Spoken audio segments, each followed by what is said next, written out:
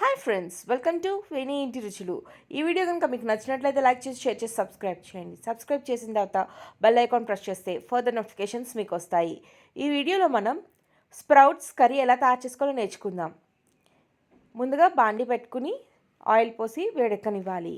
Oil వేడెక్కిన తర్వాత జీలకర్ర యాడ్ చేసుకుని ఫ్రై చేసుకోవాలి. జీలకర్ర ఫ్రై అయిన తర్వాత ఉల్లిపాయ ముక్కలు, పచ్చిమిర్చి చీలికలు కూడా యాడ్ చేసుకోవాలి. ఇవి చక్కగా ఫ్రై చేసుకోవాలి. స్లో టు మీడియం ఫ్లేమ్లోనే మనం ఫ్లేమ్ని ఉంచుకోవాలి.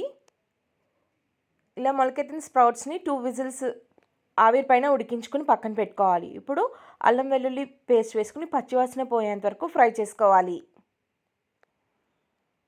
ఇవి ఫ్రై అయిన తర్వాత కట్ చేసుకున్న 2 మీడియం సైజ్ టమాటోస్ని యాడ్ చేసుకుంటున్నాను.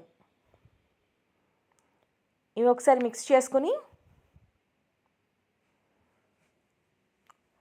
ఇవి మెత్తబడేంత వరకు మూత పెట్టి మగ్గించుకోవాలి.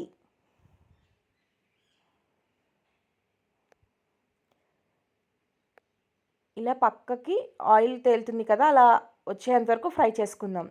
ఇప్పుడు ఉడికించుకున్న స్ప్రౌట్స్ యాడ్ చేసుకోవాలి.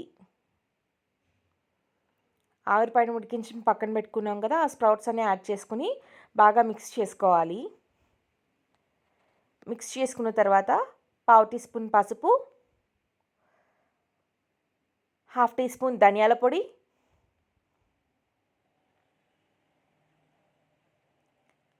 మన స్పైస్కి తగినంత కారం, టేస్ట్కి తగినంత ఉప్పు ఇవన్నీ యాడ్ చేసుకుని బాగా మిక్స్ చేసుకుందాం.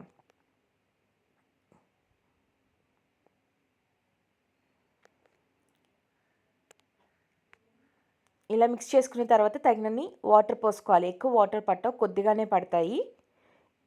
ఇలా కలుపుకుని మూత పెట్టుకోవాలి. ఈ కర్రీ రోటీస్కు కానీ చపాతీస్లో కానీ చాలా టేస్ట్గా ఉంటుంది. ఇలా దగ్గరగా అయ్యేంత వరకు మిక్స్ చేసుకోవాలి.